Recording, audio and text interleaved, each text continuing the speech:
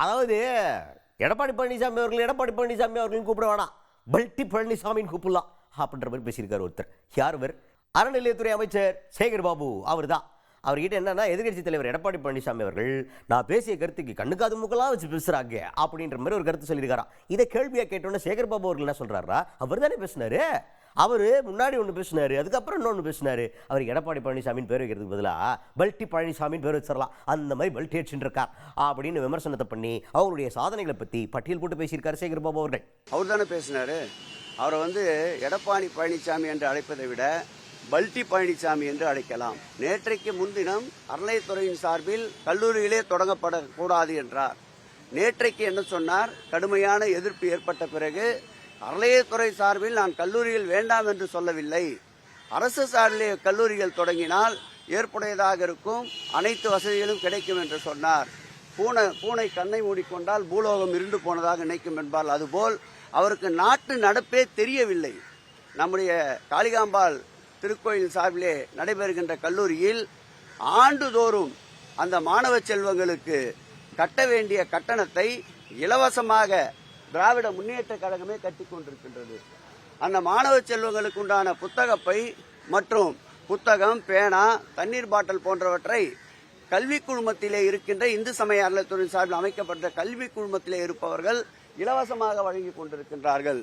அதோடு மட்டுமல்லாமல் பழனி ஆண்டவர் திருக்கோயிலே பயிலுகின்ற மாணவ செல்வங்களுக்கு காலை சிற்றுண்டியை மாண்புமிகு முதலமைச்சர் அவர்கள் கொண்டு வந்திருக்கின்றார். அதை தொடர்ந்து இந்த ஆண்டிலிருந்து மதிய உணவையும் கொண்டு வந்திருக்கின்றார்.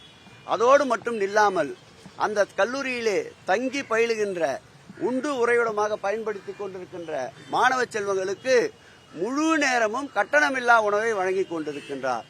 அரசு சார்பில் என்னென்னலாம் நடக்கின்றதோ அவையெல்லாம் படிப்படியாக நம்முடைய முதல்வர்கள் கொண்டு வந்திருக்கின்றார்.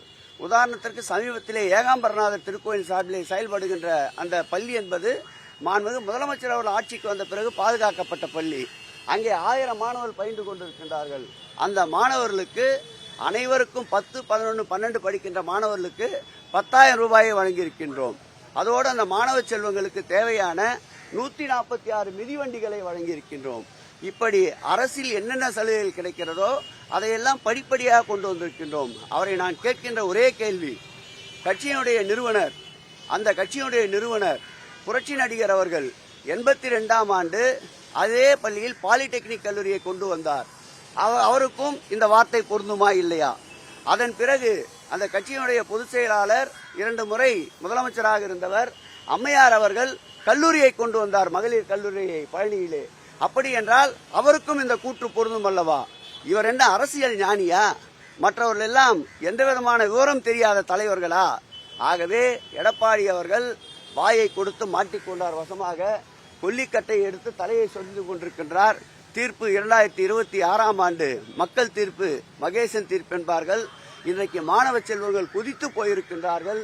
ஆகவே 2026க்கு பிறகு எடப்பாடி பழனிசாமி என்ற பெயர் நிச்சயமாக மறையும் என்பதை தெரிவித்துக் கொள்கிறேன்.